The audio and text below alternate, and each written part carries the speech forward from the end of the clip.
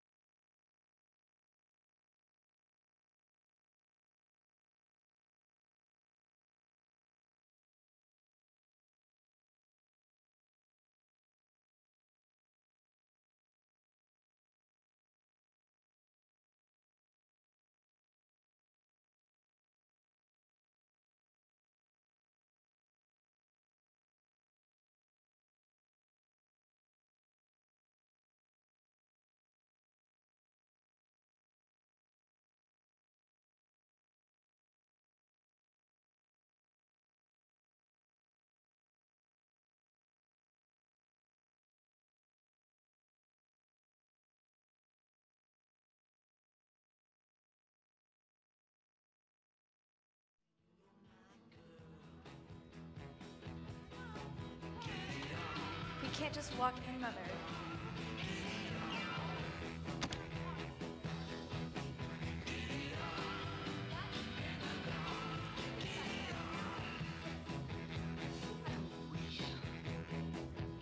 That doesn't say much for your daughter. In music, dear. Charlie, anybody home? The apartment is small, It's big enough. and I wish it was on the first floor instead of the fifth. I worry about fire. It's fireproof, Mother. I wouldn't bet on it, or anything else. The floor gives. I guess no one's here. I wonder who lives on the fourth floor. Why? I have a feeling you may be dropping in on them at any time. Sam? And I guess his roommate isn't here either. I think the apartment needs a woman's touch, Mother. I wouldn't touch anything too hard, dear. It might collapse. Remind me to call Mr. Wilson at the plant and see if he can send someone by to help us with the rest of the wedding presents. Charlie can help us. He might break something. He's very strong. That isn't what I meant. The English bone china your Aunt Margaret gave you was very expensive, to say nothing of the lovely set of glasses Van Gelder sent from Bavaria. We'll manage, Mother. I don't understand why you can't live in one of the newer apartments, like the manor house. Charlie likes it here. It figures. Anyways, Charlie and Sam had an agreement. The first person to get married gets the apartment. Big deal. We've had some good times in this apartment. And what, pray tell, does that mean? It means Charlie was living here when we first met. We've had romantic dinners by candlelights Probably because he couldn't pay his electric bill. and soft music. You call the kind of music he listens to soft? And he proposed to me in this very apartment. Proposed what? Marriage, Mother. I'm marrying Charlie tomorrow. Remember? Reminds me of the first apartment your father and I had. So what's wrong with that? That was 30 years ago. Since then, they've invented a few modern conveniences, such as electricity, running water, and heat. Don't kid me. You had a soft spot in your heart for that first apartment. The only soft spot I have is in my head. It just looks like someone lives here, Mother. It looks like someone died here. Look at it. It reminds me of some overripe fruit in some forgotten orchard.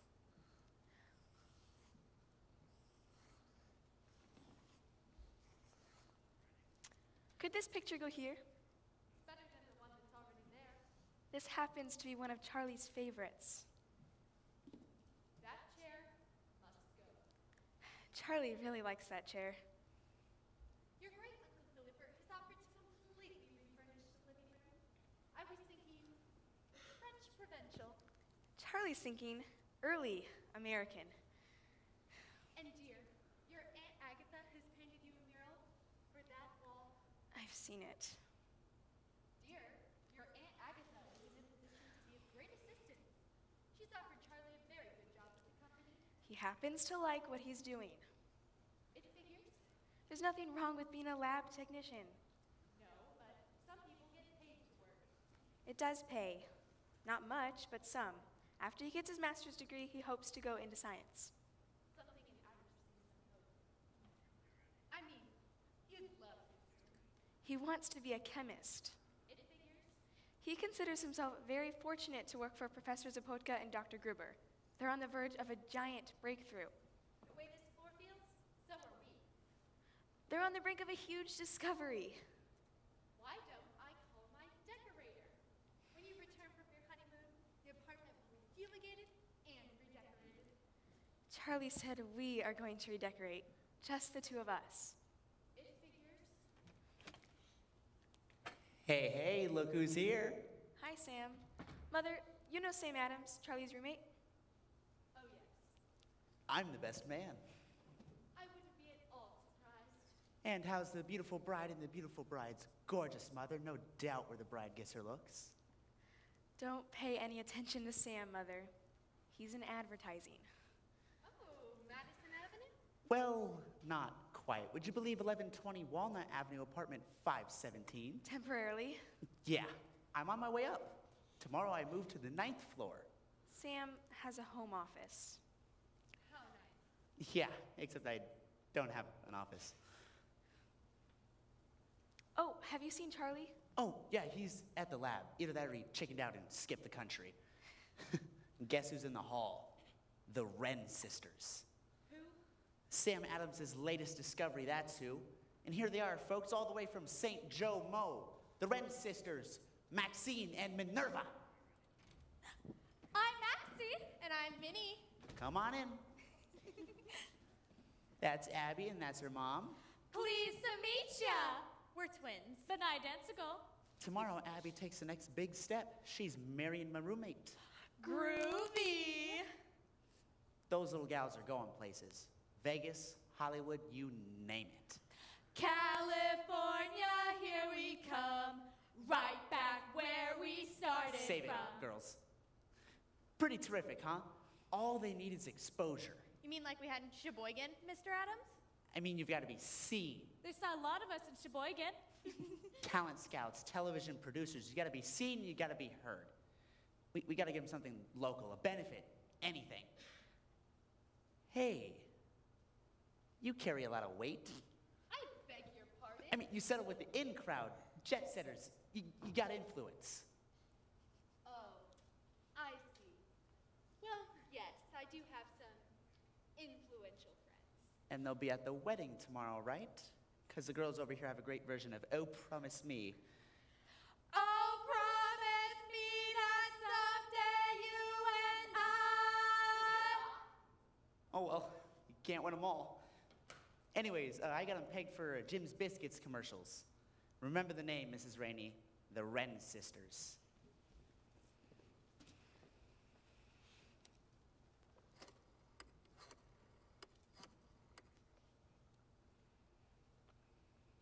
Hello? Adams here?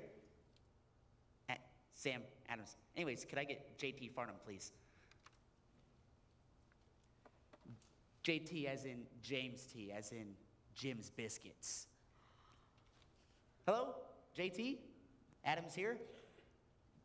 Adams, Sam Adams. Anyways, you know that TV spot you got? Listen to this. A biscuit, a basket of Jim's biscuits. Fluffy, light, and golden brown Jim's biscuits are the best in town. How does that grab you, JT? Hello? JT? Oh, well, you can't win them all. Whatever will be, will be. There's lots of other fish in the sea. You're right. Tom's tuna. There's no tuna like Tom's tuna. It's plump, it's tender, it's like, come on, we will work on it over some coffee. Ooh, groovy. Oh, Abby, your plane tickets are in the name of Mr. and Mrs. Harvey Sloan. He's got connections. You got reservations at the Hilton as Mr. and Mrs. George W. Brooks. Your tickets to the big fight in the garden are under the name of Homer Hudsmith. And your theater tickets are compliments of J.J. Hottenpfeffer Company. Oh, and when you get to Luigi's, ask about your reservations and tell them that you're Clarence Fitch of Applegate, Kazmaier, Jones, and Fitch. Happy honeymoon. Thanks, Sam. Nothing's too great for my best pal and his gal. Come on, girls. There's no tuna like Tom's tuna. We're gonna make tuna a household word. I'd better call and see if Charlie's at the lab. Yes, Mother? Are you sure Am I sure about what? about Charlie and marriage? I'm sure, Mother. Sure. Positive. Confident and convinced. I felt the same way when I married your father. Look, I'm sorry things didn't work out for you and Dad, but that doesn't mean they won't work out for Charlie and me. May I see that list? What list? The one Sam gave you.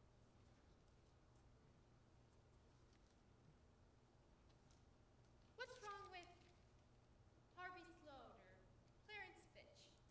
There's nothing wrong with them. I presume all of those men are prominent and very successful. Exactly. Why Charles Hackle? Why not Homer Hudsmith? I don't know Homer Hudsmith. He's taking you to the fights. His company is taking us. For all I know, Homer Hudsmith doesn't exist. Exactly. For the past 2 years, you haven't known whether anyone has existed except Charlie Hackle. Like those silly girls said, there are other fish in the sea. The world is filled with eligible, successful bachelors. I know Charlie is a mere lab technician, but look at it this way. He has no way to go but up. Only if there's an explosion in the laboratory. I get the point, Mother. Thanks. But no thanks.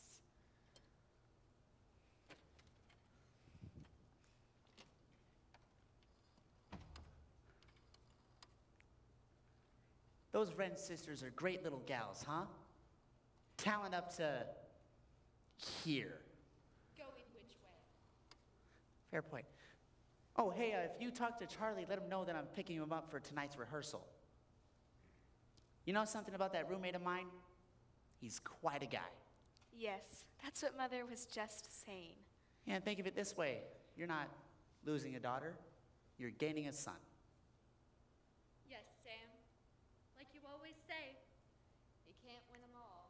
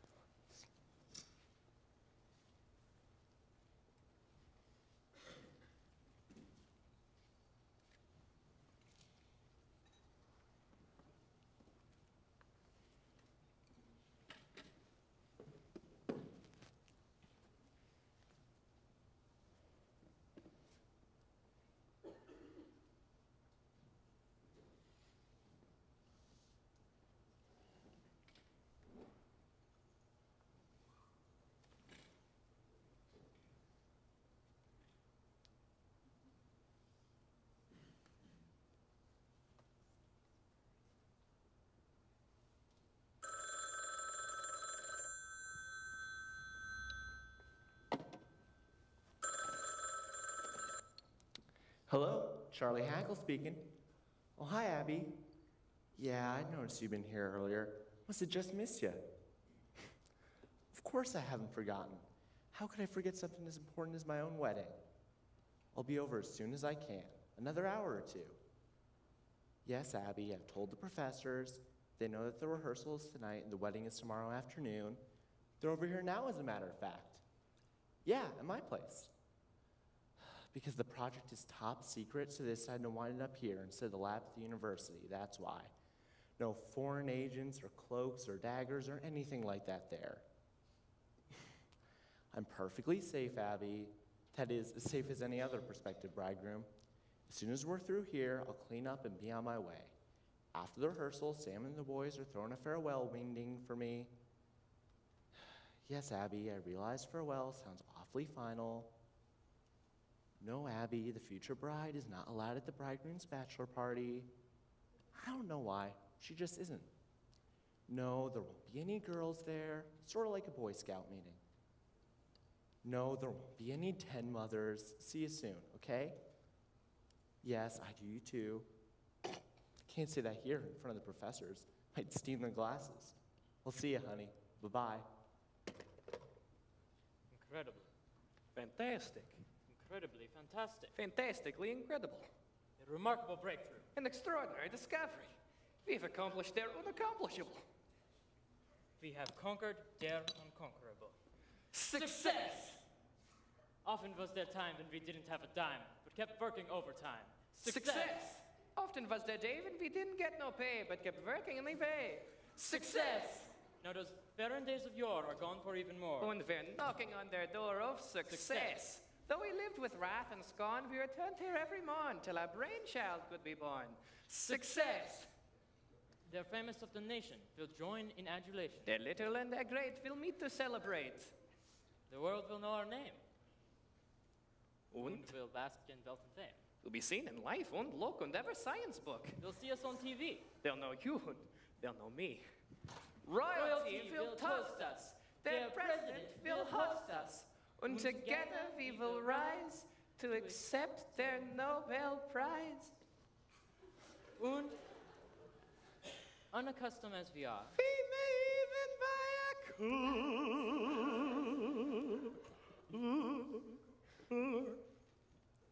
Success! Success!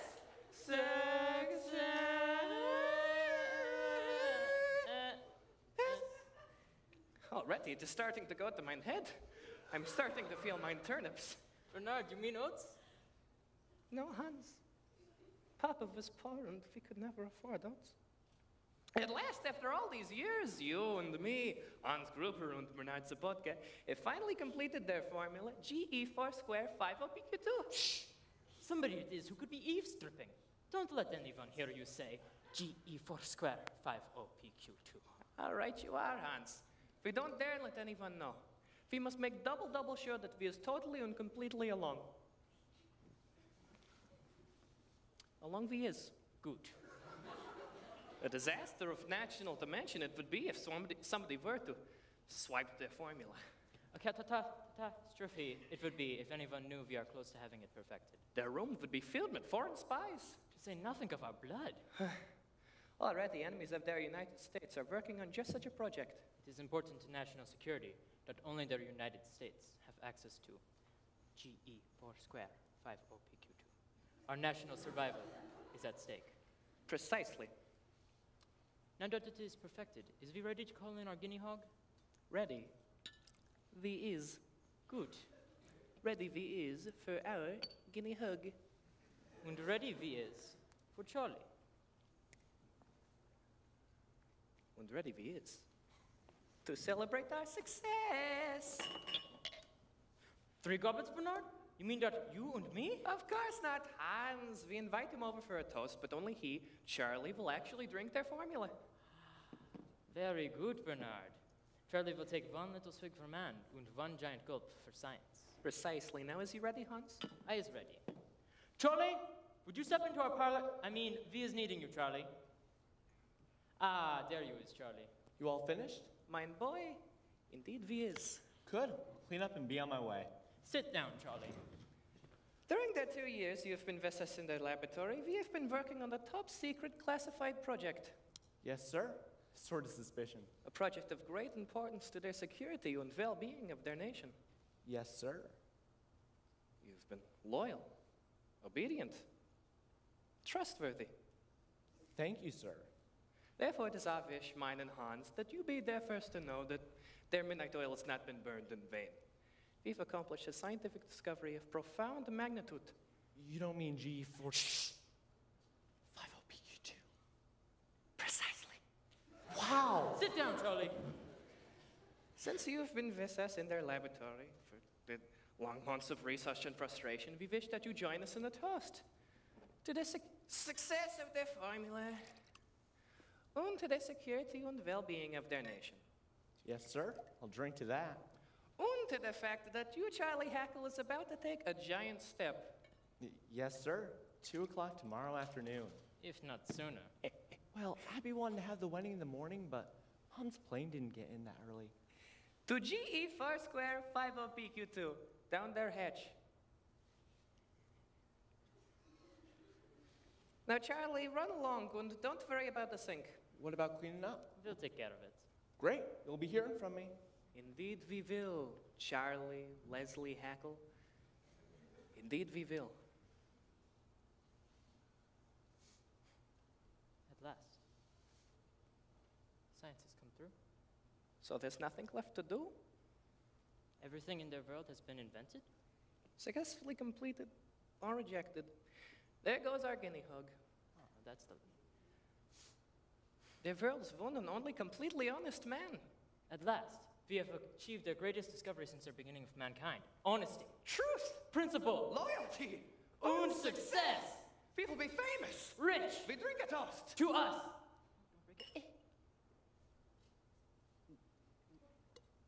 Start.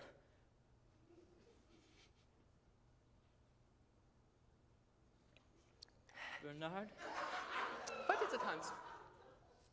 I think we have just added 2 more guinea hogs.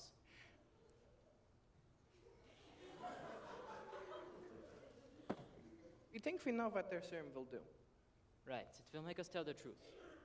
What we don't know is what it won't do. Go on, explain. There may be side effects. Someone who takes their formula may be so uncontrollably on it that he will say exactly what he wants to say and do exactly what he wants to do. Oh well, enough for today. It's time to go home. See you tomorrow, Bernard, old friend. Yeah, see you tomorrow, Hans, old chum. You know, I was just thinking, you and I have been working together side by side, day in, month out, for almost 40 years. Never a cross word, never an argument.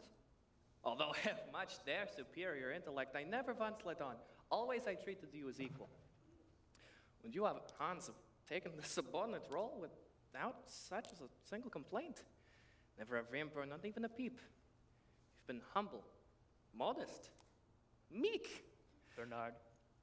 loyal, trustworthy, and staunch.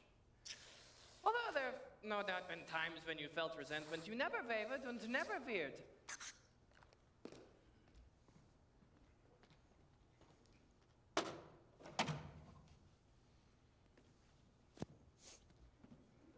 Bernard, about their side effects. You was right. I'm as blind as a bat.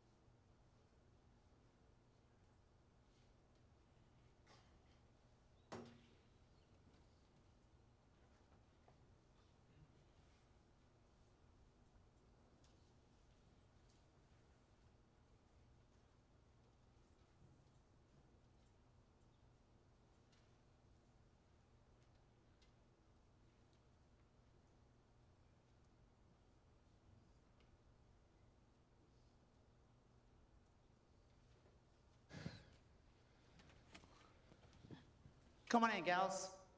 Make yourself at home. Have a seat. I'll put on some coffee if we have any. Here's the morning paper. It's about 7:30. We've got about an hour. I'm hungry. Yeah, what's breakfast? I'll make some coffee. Coffee? I want something to eat. Yeah. How in the world can you be thinking of food? Maybe because we're hungry? Look, we'll eat breakfast after the audition. For now, we're gonna run over your lines one last time. That's what you told us 40 times ago. Look, you girls wanna make it to the big time, don't you? Then let's hit it again from the top. And remember, don't be nervous. Just look straight into the camera and sing. What camera? Okay. This is a camera. Silly, that's a chair.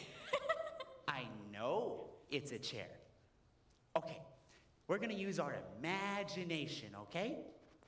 This is a TV studio. That's a Klieg light. And this is a camera.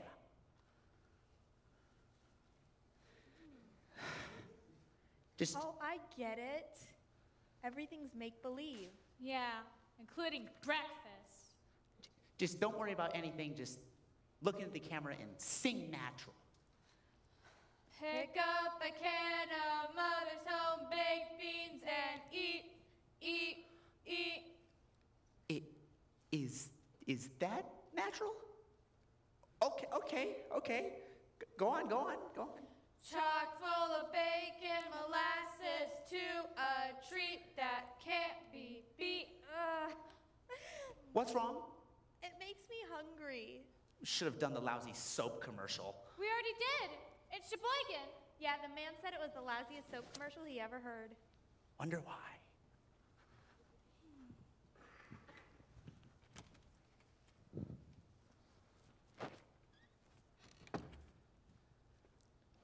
Good morning, Abby. Today's the day, you lucky girl. At 2 o'clock this afternoon, you'll be Mrs. Charlie Hackle. By the power vested in me, I now pronounce you man and wife. Charlie Hackle, you may kiss the bride. Hi. Sorry we don't have any rice. Now, if we did, we'd probably eat it. You're Charlie, Sam's roommate, We're the Rent sisters. We're twins. but not identical. Pleased to meet ya. Sam's out in the kitchen. Yeah, he's gonna take us to the top. You mean all the way up to the 9th floor? In showbiz, silly. Oh, I get it. Hey, you're sitting on the camera. The what? The camera. We're rehearsing a TV spot. Yeah, today's a big day for the Rent sisters. Today's a big day for Charlie Hackle, too. Truth is, I've been up since 4 o'clock. Couldn't sleep. Such a great day for a wedding. Charlie, Hi, Sam, old buddy boy, old best man friend. don't buddy boy old best man friend me. Where have you been? Out jogging. Look, this isn't time for fun and games. 10 times around the park is no fun and no game. Believe me. I'm disappointed in you, Charlie. Well, I mean, it's no world record, but it's a pretty good start. Might be 1 part antelope. Yeah, and 9 parts skunk. Look, you're talking to your friend and your pal. You're no friend, and you're no pal. Just because you have to move out of the apartment, I'm not thinking about moving out of the apartment. you're not going to stay with Abby and me, that's for sure. A bargain's a bargain. Look who's talking, you no good weasel. Sam, you're the best man. You bet I am. If you have any doubts, I'll dispel them right now. I don't get it. You're going to, right in the kisser. Oh, sorry, girls, if you don't like the sight of blood, I suggest you scoot into the kitchen. All right, Charlie, put up your dukes. What is this? At least I deserve an explanation. You deserve an explanation? What about Abby? What about Abby? I'm talking about you standing her up at the altar. She's perfectly capable of standing up by herself. Okay, look, wise guy. I'm referring to you not showing up for the wedding. Oh, I'll be there today at 2. Charlie, the wedding was yesterday at 2. You're crazy. At least it was supposed to be. Only there was one little thing missing. The groom. Wait a minute, Sam. This morning you were trying to kill me, and last night you threw a party for me? That party was 2 nights ago. It was right after the rehearsal. Like I said, 2 nights ago. This is Friday, isn't it?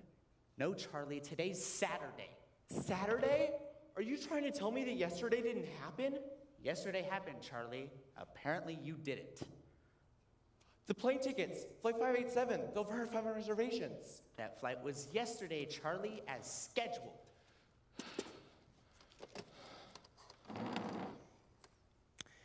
Hello?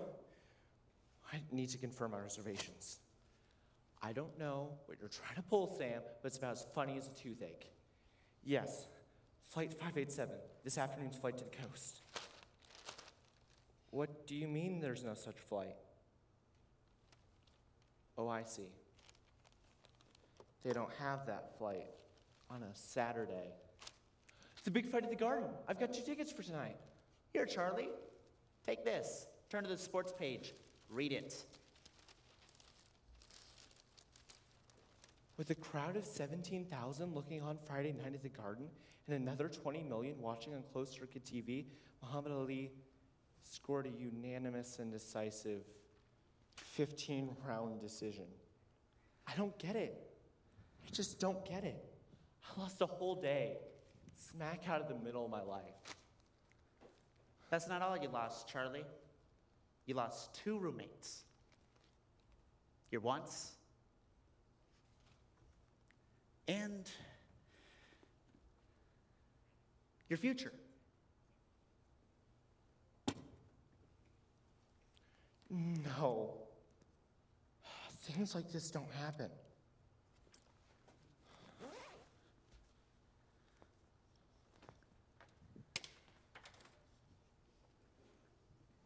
You don't just lose a day, especially your wedding day.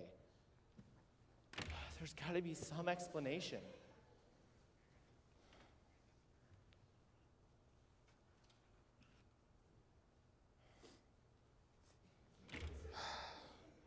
I got home from the lab on Thursday, went to the rehearsal, then to Sam's party, and next thing I know, it's Saturday.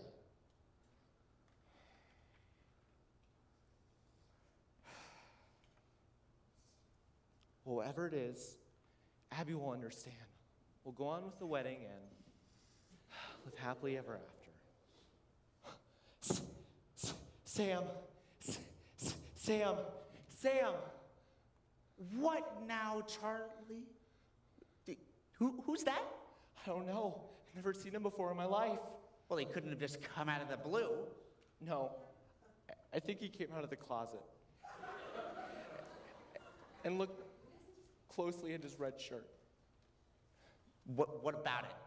I think it used to be white. Sam, you know that day I lost? Yeah? Something tells me I may have just found it.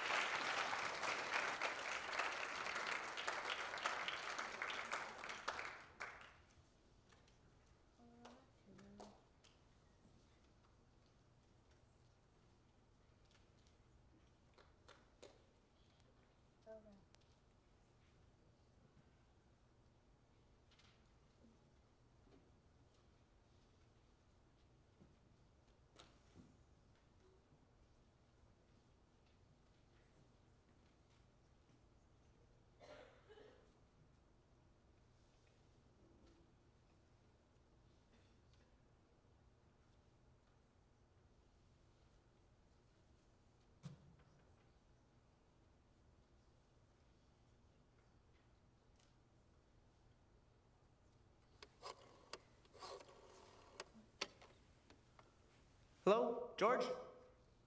Adam's here. Oh, Sam, you Adams. can Yeah, dance. hold it down, girls. You can jump. Down. Having the time Anyways, George, is that a new show you're casting? Got just what you're looking for. See that girl. Perfect type casting. Watch that They're scene. made for the Digging parts. the dancing queen. It's uncanny, George. Just what the author had in mind. Would I lie to you, George? Me, Sam Adams? Can they dance? Poetry in motion. Can they sing? Like a couple of wrens. Can they act? George, these two little gals were magna cum laude in drama school. You mean now? Like, go over the phone? I'm talking long distance, George. Okay. Do you girls know any Shakespeare? Who? Wasn't he that fat guy that took us out in Sheboygan? Forget it, George. Can they sing? Like now, like a song? Yes, George, I realize that's what people normally sing. Okay. He wants to hear you sing, girls. Ooh. George is big in theater. So was this guy in Sheboygan. Yeah, he must have weighed like 300 pounds. He's a producer in New York New York? on Broadway. Broadway? Okay, George, here they are. You're on, girls. Sing something, girls. Come on. Forget it, George. I'll call you later. Well, you blew it. One of the newest, youngest producers on Broadway, and you choked. We were scared. Yeah, we never sung on Broadway before. Just forget it. Just concentrate on this morning's audition. We've got about 20 minutes. Come up here. And remember, when you get the next cue, belt out that song like your next meal depends on it. If it's anything like the last one, it probably does. Just to be safe, let's go over it one more time. Okay, girls, from the top. A 1, a 2. Sam. Hold on a second, girls. Go over there and do your thing. What? What are you gonna do with him, Sam? Where do you get that we stuff? This is our apartment, share and share alike. Doesn't go for corpus delictus, and he's as corpus delicti as I have ever seen. And I'm moving up, remember? We'll carry him up there. Oh, no you don't. If I want my own roommate, I'll dig up my own. Temporarily? No. Just for the day. Either he rents it out for the whole month or not at all. All right, girls, let's take it from the top. A 1, a 2, a 3. Look, girls, if you want the part, you gotta have it perfect. We got it perfect, except for one little thing. Maxie's forgot the words. And Minnie can't remember the tune. Outside of that, we got it perfect.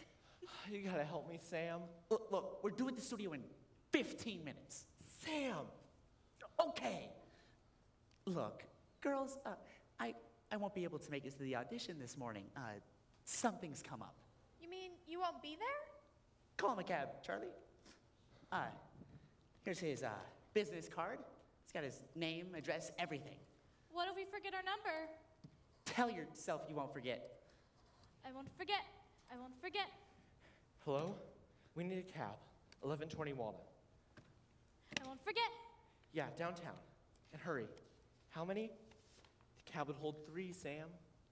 2. What about it, Sam? I don't care if they're having tryouts for Death of a Salesman. 2. 2. All right, girls, let's go. Come on, girls. Come on, Maxie. Take your suitcase. I won't forget. I won't forget. I forgot what I was supposed to forget. We gotta get that guy out of here, Sam. Well, maybe you should have thought about that before you put him in there. I didn't put him in there. At least not the first time. Come on, Sam, you gotta help me. Does he have any form of identification? None. I looked. Surely he's got a credit card, wallet, or something. Nothing. Not even a label in his coat. Hi. We grabbed the wrong suitcase. This must be yours. Yeah, it was packed and ready. Probably for a quick getaway. For my honeymoon. What a honeymoon. There must be $1 million in there. $1 million? There's at least that much in jewels alone. Jewels? Yeah. Oh, look. One of the rocks is this big. Out. There must be 100 of them. Take suitcase out. Goodbye, Mr. Adams. Out. Go. Look at that. Haven't seen this much loot since I played Monopoly. Nobody could pass go that many times. Wow. Get a load of this ice. It's enough to choke a horse. There must be 10 grand in this one bundle. Well, Well, what? where'd you get it?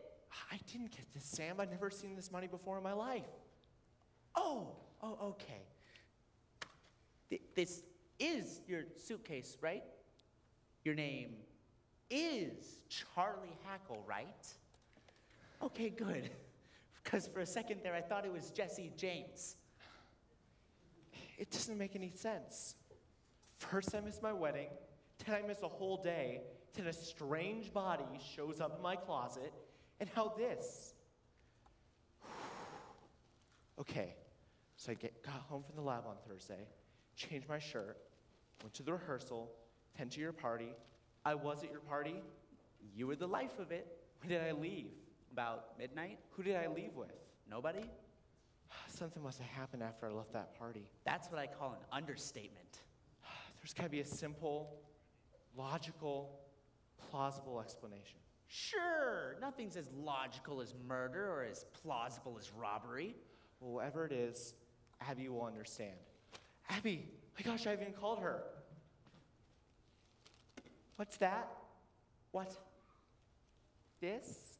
It's a women's coat, Charlie. I know it's a woman's coat, Sam. What's it doing here? Where did it come from? Oh, it's from Saks. Ooh, flour or cornmeal? Saks Fifth Avenue, wise guy.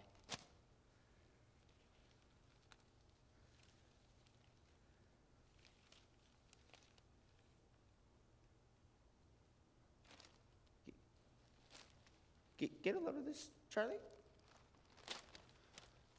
The search continues today for Tina Williams, the beautiful 23-year-old daughter of millionaire G. David Williams, who disappeared from her plush suburban estate Thursday night. A maid in the Williams home reported the girl missing from her room about 1 a.m. Also missing was A large quantity of diamonds, jewels, and money, which was believed to be in $10 and $20 bills. It was estimated the money might be in the neighborhood of $500,000. wow, what a neighborhood. The room was in a state of disarray, indicating there may have been a struggle. Several dresser drawers were open, a closet had been ransacked, and police surmised Miss Williams probably caught the intruder or intruders by surprise.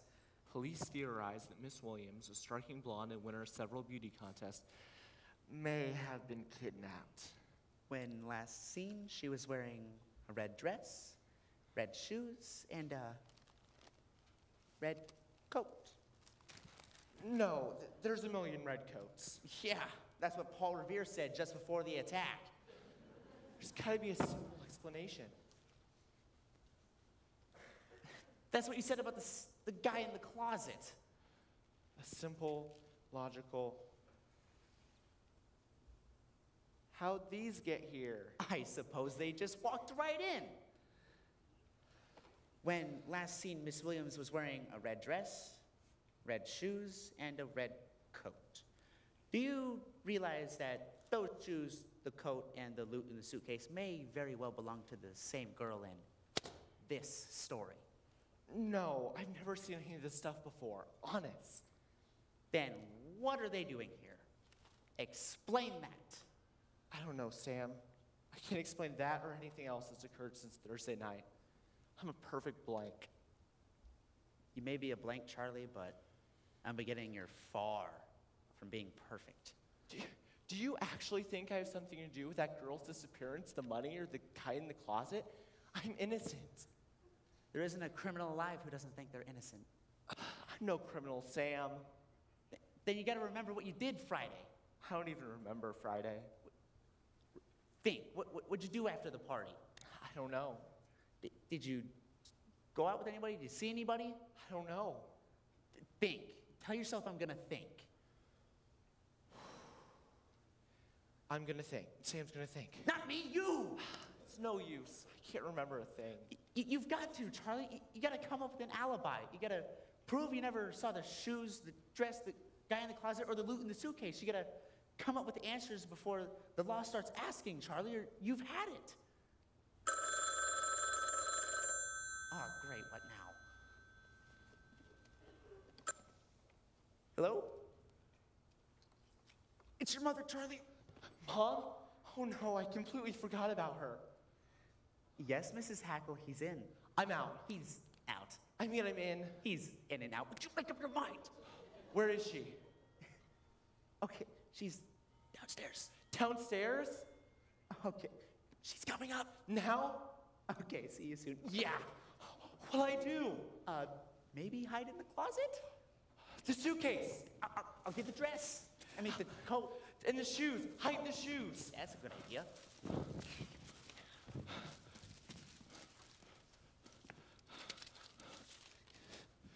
Why'd you spill it out in the first place?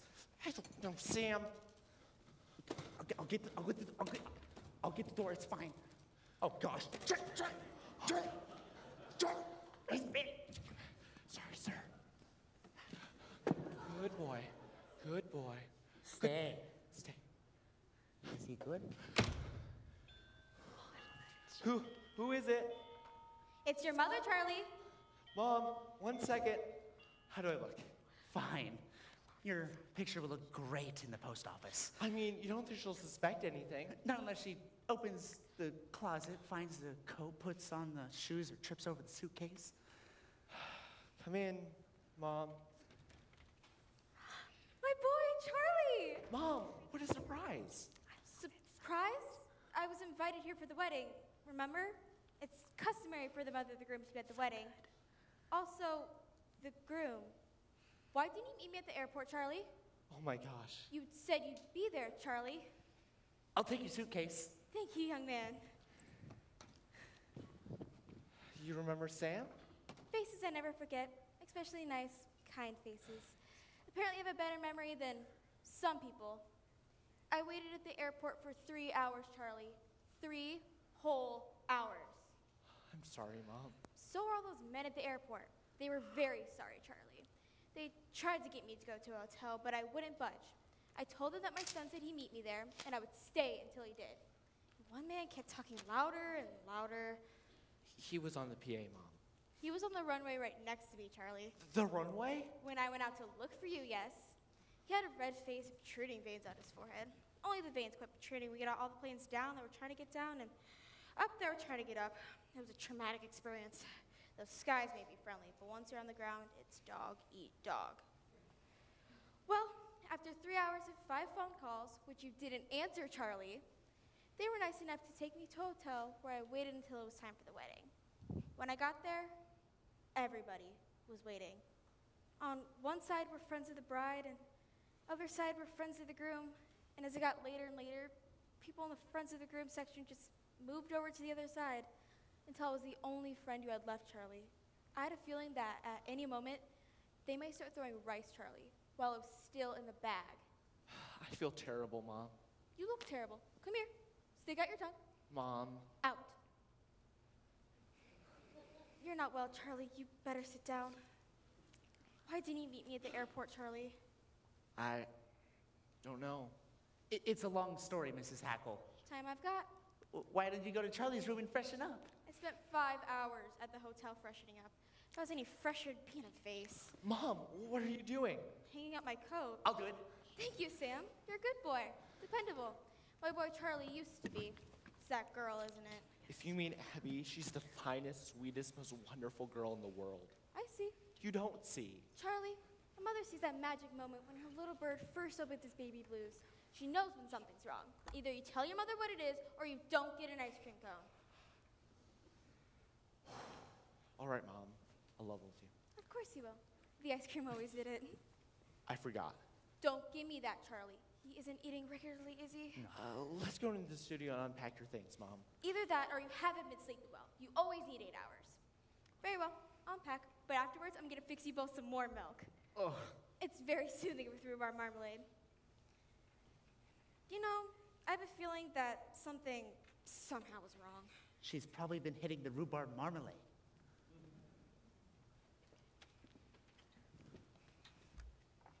Come on in, Abby. It's like breaking and entering, Mother. Nonsense. The door wasn't open. Wasn't locked. We're not breaking. Simply entering. I don't belong here. The apartment isn't mine anymore. It's appalling. Yes. He should have at least called me. I'm speaking of the apartment, dear. It reminds me of a disaster looking for a place to happen. It reminds me of Charlie. That's what I meant. I wonder why he hasn't called. That goes, and that, and that. It's not like him at all. Remind me to call Mr. Wilson at the office and see if he can send someone by to help us with the rest of the wedding presents. This isn't the Charlie that I know. Well, you never know a man until you marry him. And I guess I'll never know Charlie. Just be glad it happened now instead of 20 years from now. He just let me wait at the church and wait and wait. I even started to like his chair. Maybe you can get custody of it 6 weeks over the summer. I'll grab your things from the closet. Stop! Charlie! I was merely grabbing Abby's things. I mean, I'd like to have a couple of words with Abby, Mrs. Rainey. She would have liked to have a couple of words with you yesterday, Charles. Such as, I do. Mother, I would like to talk to Charlie. Alone? Very well. I'll grab your things from the other room. Abby, you look great. I'm sorry, Abby. I'm sorry too, Charlie. I'd like to explain what happened, but I can't. Why would you hurt me like this, Charlie? I don't know. Why didn't you at least call? I don't know. Why? don't know. I don't know a lot of other things either.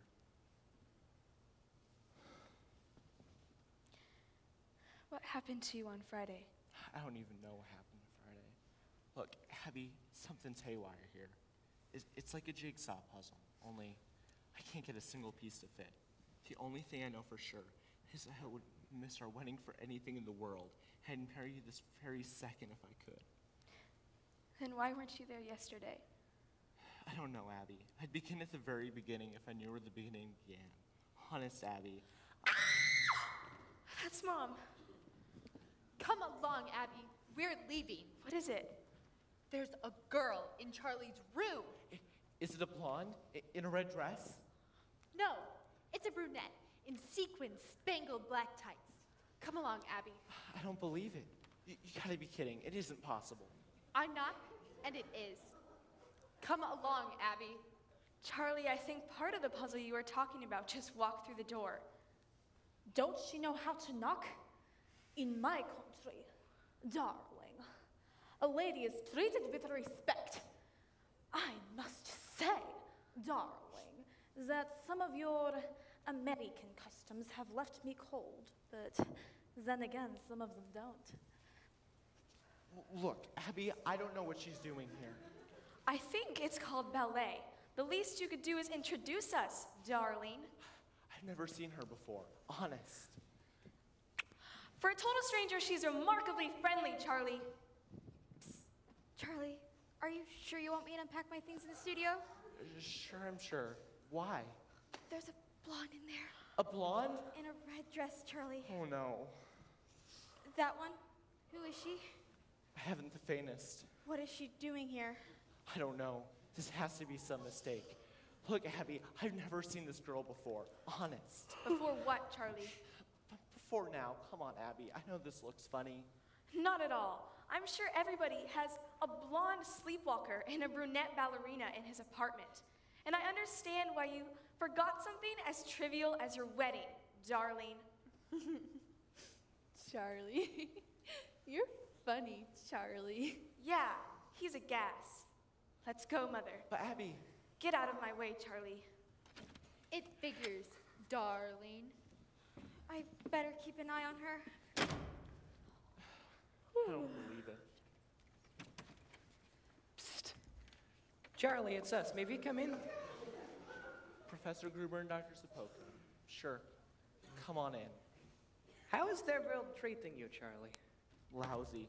Tell us about it, Charlie. Their truth, their whole truth, and nothing but their truth. You wouldn't believe it if I told you. Try us. First off, I left my sweet, wonderful, adorable Abby standing at the altar. Keep going. Next, I left my mother stranded at the airport. Remarkable. On top of that, I'm a heel, lout, murderer, conniving thief, kidnapper, and dirty double-dealing dodo bird. Fantabulous. And besides that, I'm just plain no good. A completely honest man! Congratulations, Professor Z. They're same to you, Dr. G. At last, science is through. So there's nothing left to do because everything in their world has been invented. Been discovered or uncovered or been minted. Everything under the sun. Has been finished or is done. Everything in their world has been invented. There's heart transplant and double knit pant. And squirty stuff to spray on ass. There's telephones and plastic bones. And 32 flavors of ice cream cones. There's satellites and jet lights. And antidotes for snake bites. The silicons and megatrons. And black-haired wigs to put on blondes. Commuter trains, pills for pain. Things to look inside your brain. We've cured diseases. Desalted the seasons. Made aerosol sprays for dogs with fleas. We've synthesized, transistorized. And what's more, we're deodorized. Things are automated, inflated. Sometimes even X-rated. Everything in their world has been perfected. Successfully completed or rejected. At last, science has come through. So there's nothing left to do. Everything in their world has been perfected.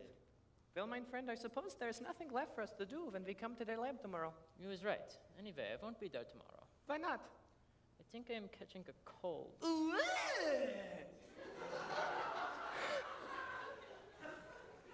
Anyway, bye, Charlie.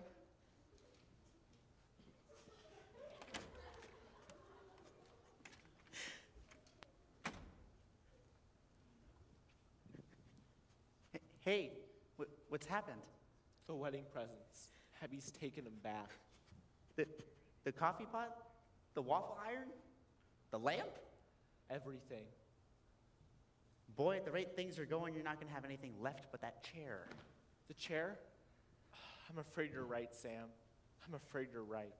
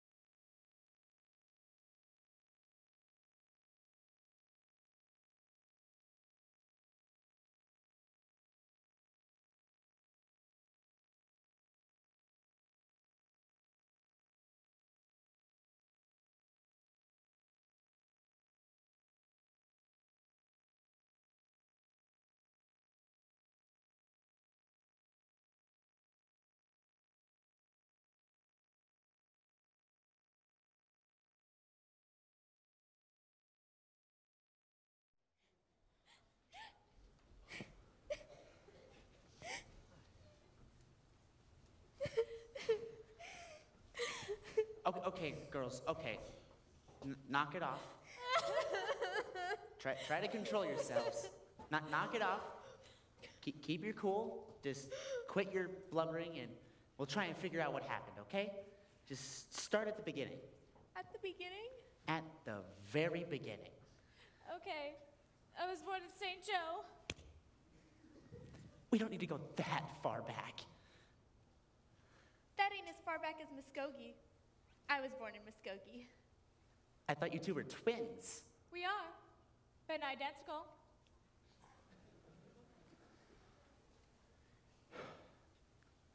Okay. You two were supposed to go to Brown TV Productions for an audition, right? The name on the card that I gave you, right? And the cab driver took you to the building, right? So you got out of the cab, paid the driver, and went into the building, right? Left. What do you mean left? When we got to the building, we turned left.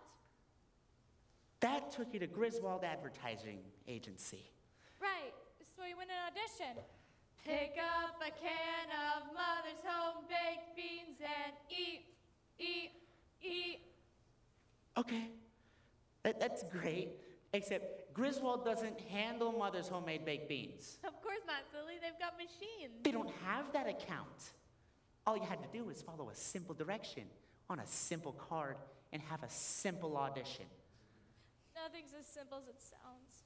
For your sake, I hope you're right. You had your chance. Your one chance. And you blew it. All right, girls, all right. Knock it off. It wasn't your fault. It was mine. I should have gone with you. Let's go home, Minnie. Home to Mother. Mother left home when we were 7. Then we'll find her.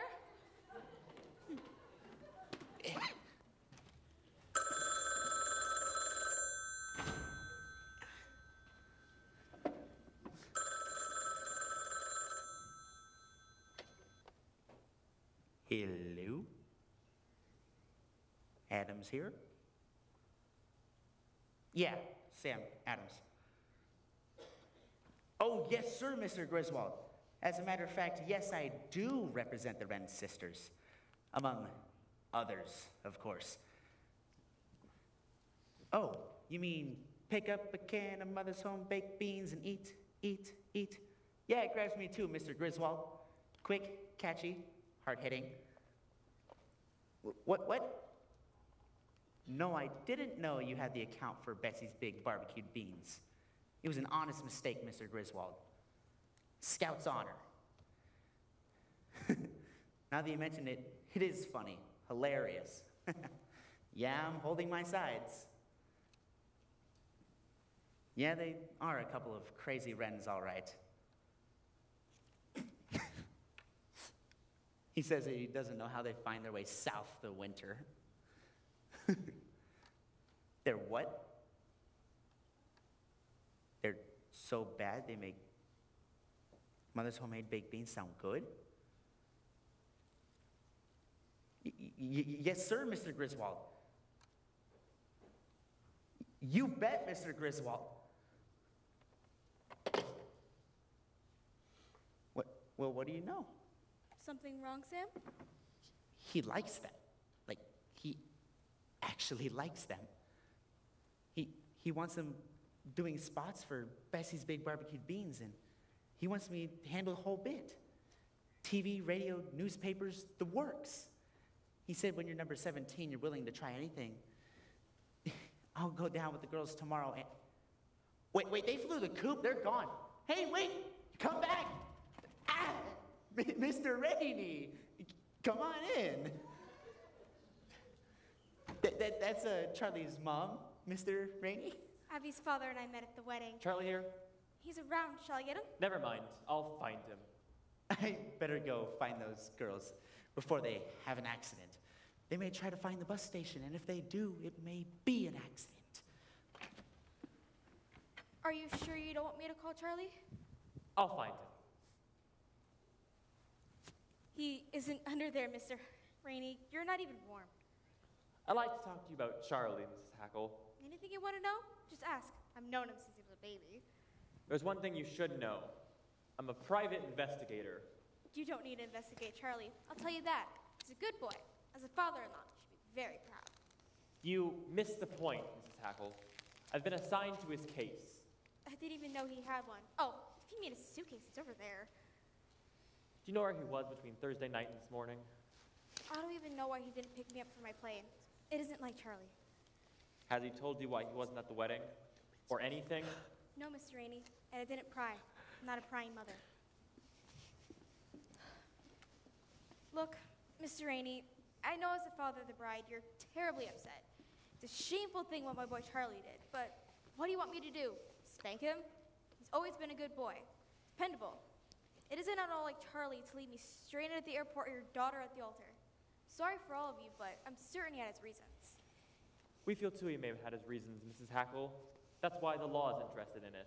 The law? Charlie's never broken a law in his life. As for the wedding, these things usually work out for the best. It's better he leave her stranded at the altar than years later at home with a child. Touché, Mrs. Hackle. What's that? A closet? Stop!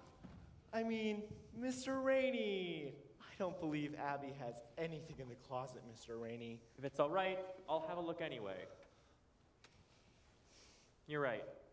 Nothing. You sure? It's gone.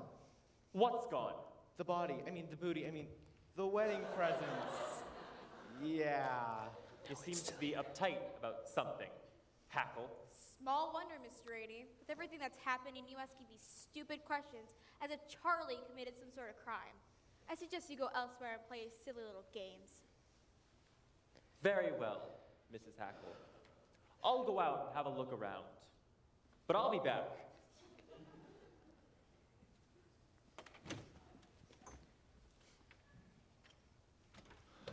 It's gone. Somebody moved it. Moved what? Maybe I just imagined it. Maybe it's a dream. The blonde, the girl in the black tights, everything. Hi. Uh-oh. She's a raving beauty, Charlie. She's not gonna be raving half as much as Abby's dad. Charlie, you're a naughty boy. I am? But you're cute. We better you home. Charlie, that wasn't a part of the bargain. What bargain? As if you don't remember, silly. Well, as a matter of fact, I don't. You're cute, funny, and cute. You know, I've been thinking a lot about last night. You have? I've played it over and over in my head, just like they do on TV. Instant replay. I wish I could see it. You are too funny, Charlie. I am so hungry right now. You poor girl. I'll go fix you something. You're a dear, just like Charlie. Mom? Maybe you can find out something about her? Like what? Like her name? You're not well, Charlie. Not well at all.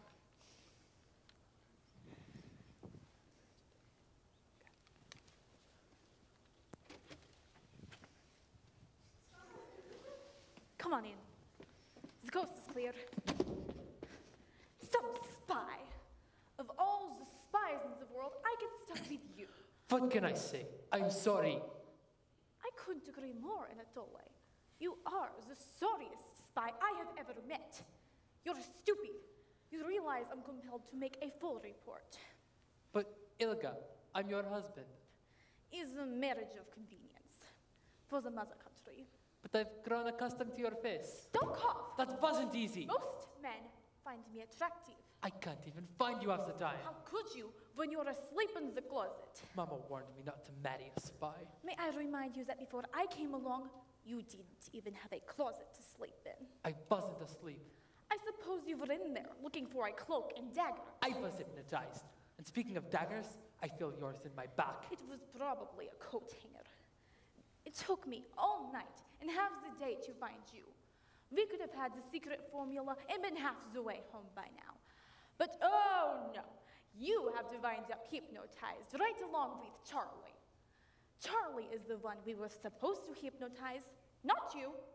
Charlie is the one with access to the professor's highly secret serum. Not you. I'm sorry. You should be. We had orders. Papanovsky's directive was quite explicit. We were to give a concert at the university, which we did. After the concert, we were to locate Charlie Hackle, ask him to meet us in an off-campus coffee shop, and hypnotize him, which we did. And while he was hypnotized, we were to carefully program him for future instant hypnotism, which we did. Enough of the prologue. We are now at the critical moment of execution, which unfortunately has been delayed far too long because you, Anatole, were asleep in the closet. We are to get the formula that is deemed more important to our homeland than any other single thing in the world.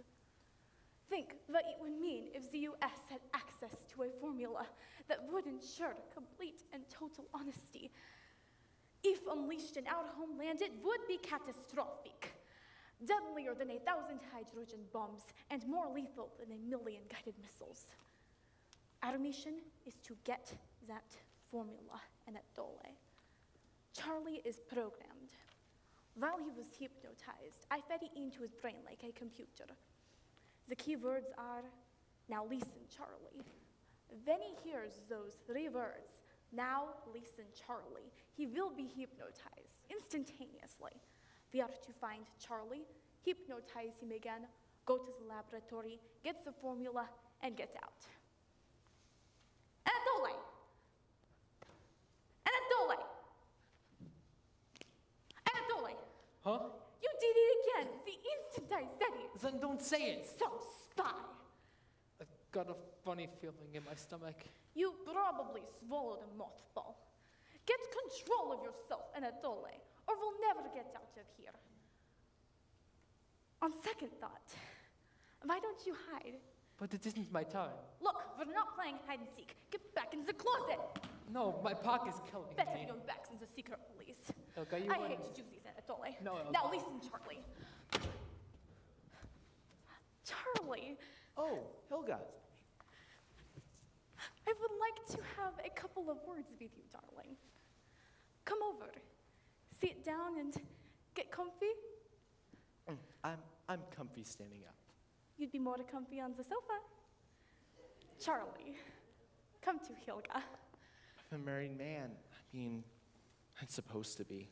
Charlie, I appeal to you as a man. Frankly, you appeal to me as a woman. I mean, No, that's more like it. Look at me, Charlie. That's it. Look into my eyes, Charlie. Deeply, Charlie. Now listen, Charlie. Listen to me. Perfect. Now, Charlie, you are going to do exactly as I say. Hi. While I was out looking for the Wren sisters, I did some thinking, Charlie. Oh, by the way, I want to talk to Charlie alone. But he's... Go make some coffee I or need to something. go- I Turn need to off talk your to motor you. mouth and get out. Out! Some people. Now, sit down, Charlie. As a friend and buddy, I'm going to give you some advice. As of right now, we're the only 2 that know about the evidence against you. Nobody knows about the loot in the suitcase, the guy in the closet, or the coat, the shoes, or anything else. You gotta do something, Charlie. Mysteries don't just solve themselves. You gotta fight, Charlie. You gotta stand up and fight. You gotta fight them with everything you've got. Show them the old hackle pizzazz, attaboy, fight. And on the other hand, don't. Why should I get uptight about it? It's your funeral. Just go on, Charlie. Throw everything out the window. Just take your college diploma and throw it out the window. Take your books, your precious books, and your brains and throw them out as well. Don't stop there, Charlie. Oh no, take your future, kiss it goodbye, and throw it out the window. That's right, Charlie. Take your future, kiss it goodbye, and throw it out the window. In fact, why don't you just take everything that's near and dear to you and throw it out as well?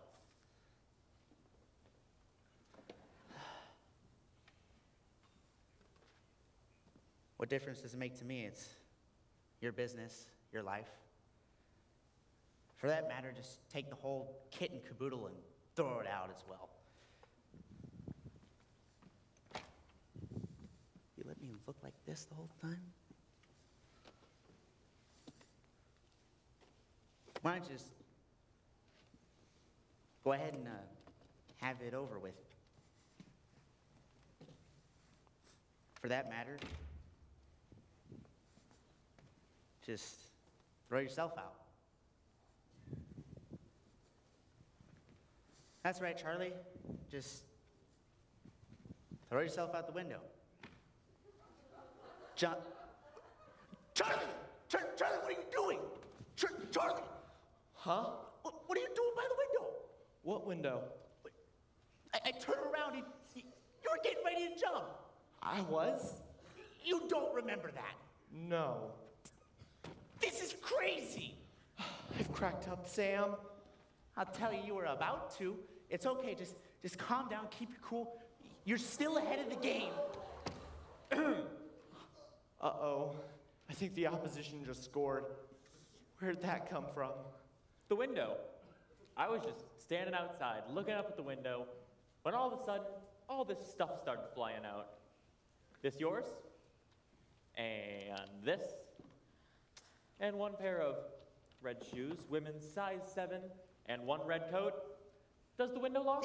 Yes, sir, yes, sir. Lock it. Never like to travel by air. It doesn't add up.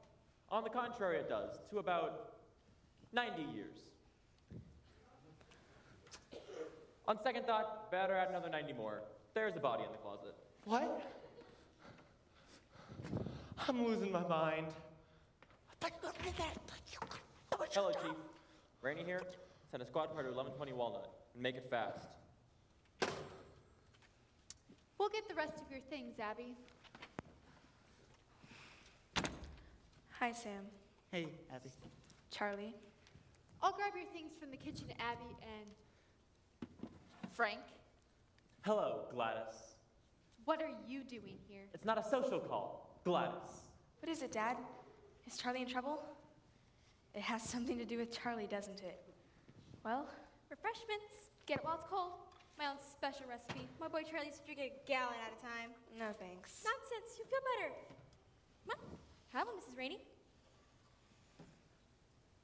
Mr. Rainey. Thanks. Sam.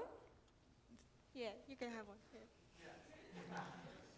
Charlie, it's your favorite. Come on. Drink it. What is it, Dad?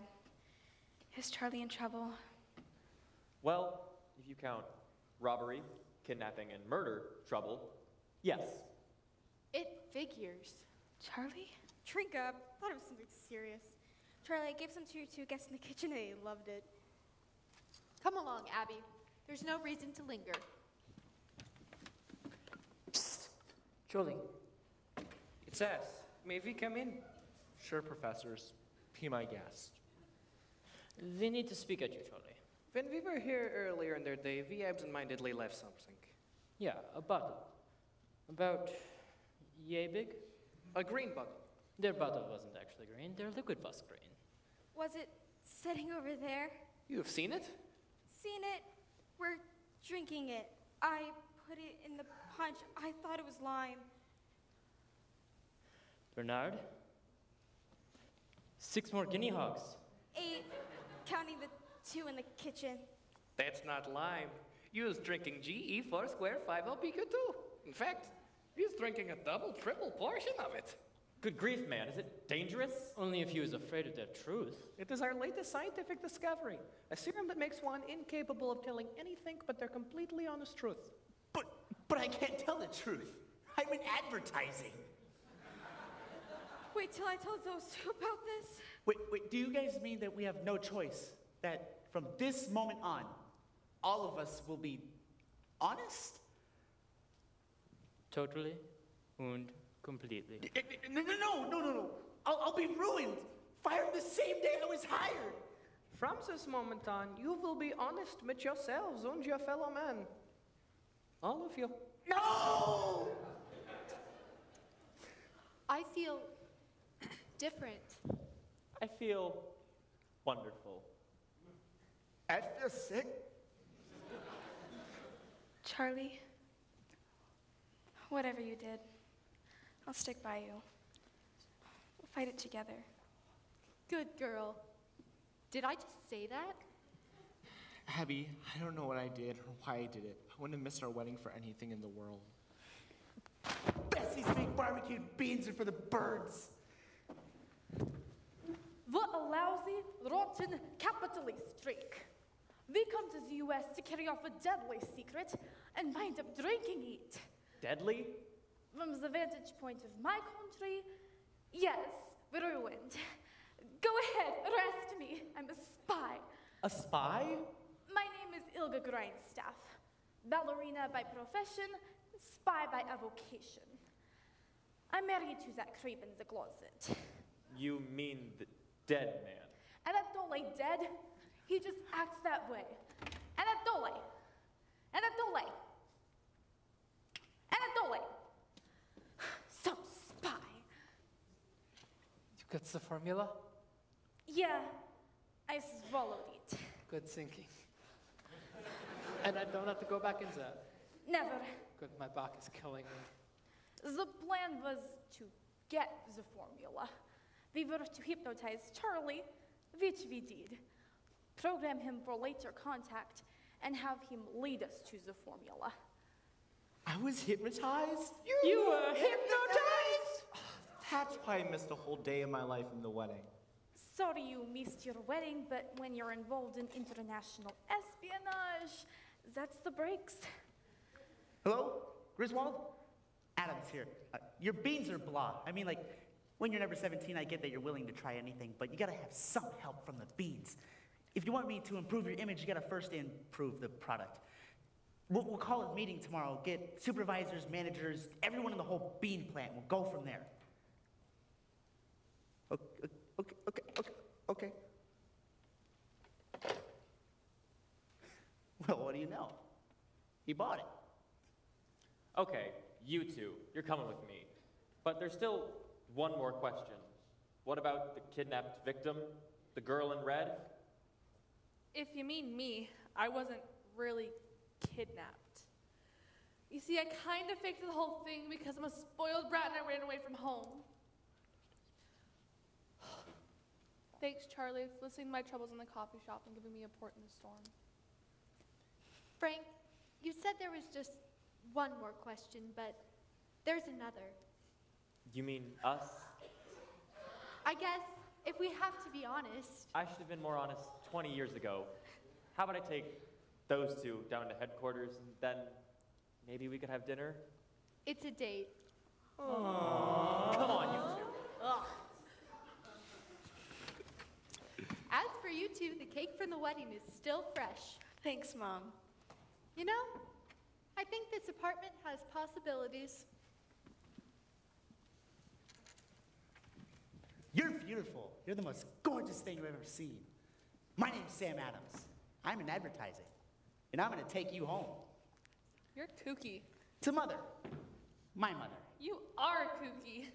Well, Abby, And the wait fellas. Yes. can we start moving your things back into the apartment? Well, to be perfectly honest, Look what I found. Their formula, GE 4 square 5 OPQ2. Imagine that. I only thought I put in the punch. Come on, you two. You know, Bernard, What is it, Hans? I was thinking. Their formula, it worked. Only she didn't even put it in their punch. It was all in their brains.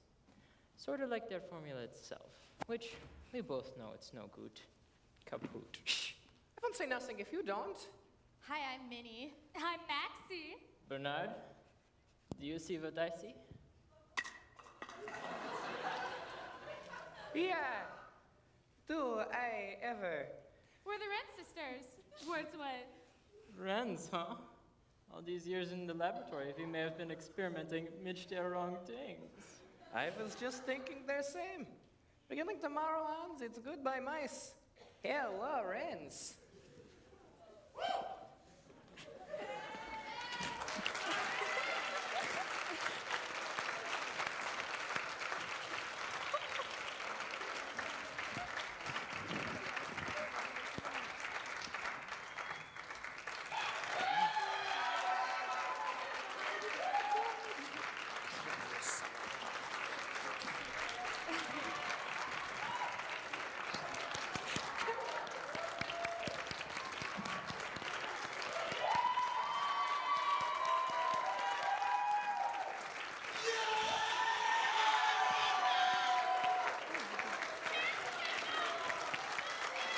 No flowers in it.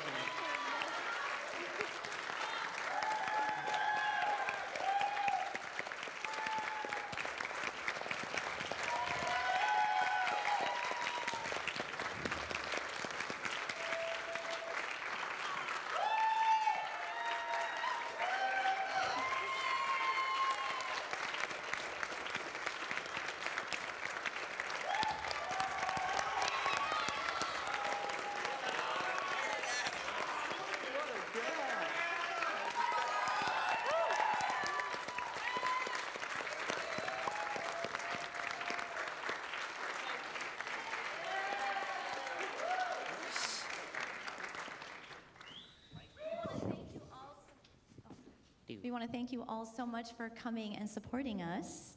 If you just take a seat, I just kind of want to recognize some people. On Saturday night, I always want to recognize the seniors that have been with me for a couple of years or more. And so I want to take this opportunity to do that. But I do want to, before I do that, I want to say that I feel terrible. And there was a misprint in the, or not a misprint, we had an oversight. And didn't put Mike Grubb in the program, and he is our technical director and auditorium manager. I want to thank him very much.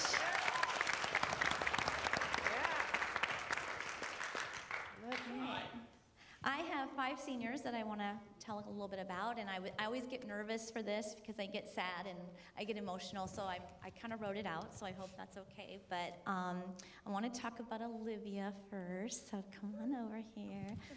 Oh, thank you very much. Those are beautiful.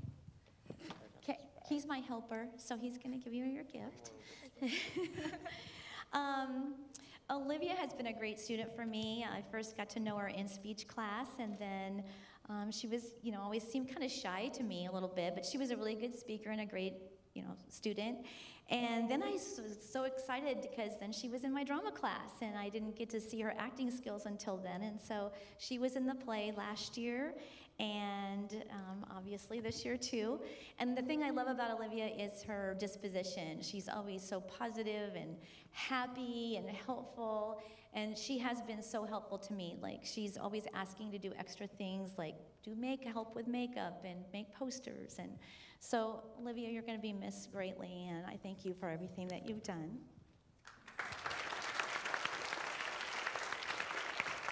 Okay, Abby, you're next. Oh, I keep picking the flower people. Okay, this is Abby Mulford, and Abby's, I first got to know her in speech class as well, and she was a really, really talented speaker. She was so poised, and you were just an awesome speaker. And then she tried out for a role in the play and had a role last year. And then this year she offered to help me as stage manager. And I knew she could handle the job. That's a very important job because she does all the cueing and everything. And I know you have to be alert and willy with it. And she was one of the most responsible people ever. And I can't tell you how much I appreciate everything that you've done to help me too and have success in our program. Thank you. Okay, Brayden, come on over. Thank you for, yay. Okay, he's my long-running one this year. He's been with me for 3 years, and so it's really hard to say goodbye to Brayden. He's been really loyal to my programs, and he also has been in speech and drama, too. And I gotta tell you, I loved having you in drama. You showed all your acting abilities, and I thought he's so smart, and he had such great insight into some of the plays that we read in class, and it just really added to the discussions and made me think about things that I hadn't thought about before. So I appreciate all that. And the last couple years, he's really stepped up and become a leader in my program, and he's helped out in so many different ways I can't even tell you. And so I appreciate your sharing of all your time and your talents with me.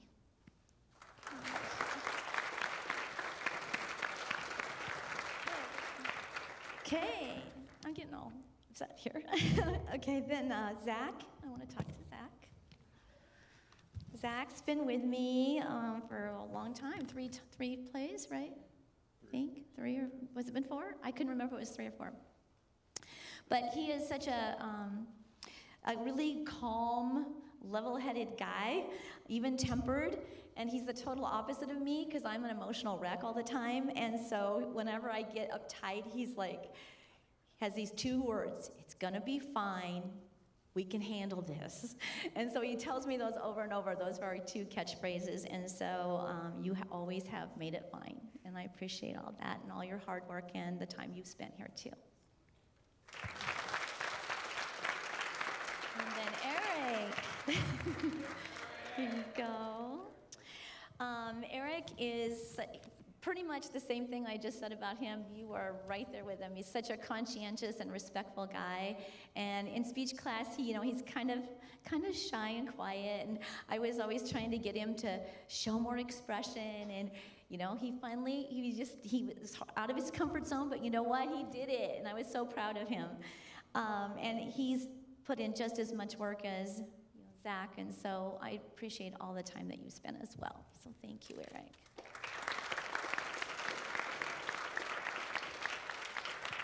Okay, one last thank you, and that goes to my loyal assistant, Mrs. Diane Edwards. Yes, she has gone out of her way, out of the goodness of her heart. She volunteers countless hours to help me. She helps me cast the play, and we talk things over, and she tells me what I need to hear and who we need to talk, who we need to cast. And she also gives great feedback to the students, and she gives me great suggestions. They need to do this, and they need to do that. And I'm like, yeah, you're right. And she's so smart. And so I just have a very small token of appreciation for you, and I can't thank you all for all the years you've helped me. Thank you.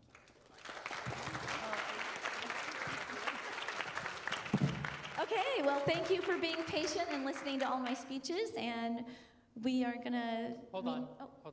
Yeah, take that from you. All right. We just wanted to give Miss Murillo a big thank you. I think I could say that you have taught us all very good lessons. How to be confident, how to have fun in anything we do, and how to love what we are doing. It has been great working with you my sophomore year and now having the opportunity as a student director. You're a teacher that I won't forget, and you have made us suitable for life.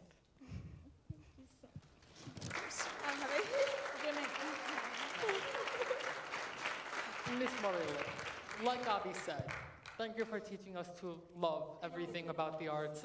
Okay, I'm not going to keep that on.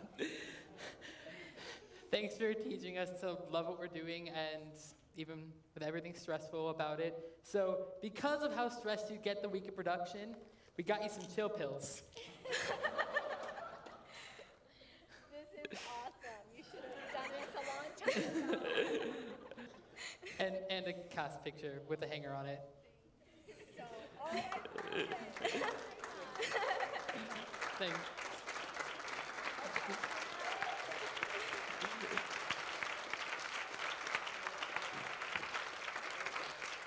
We'll all greet you out in the lobby. Thank you again so much for coming. Appreciate your support.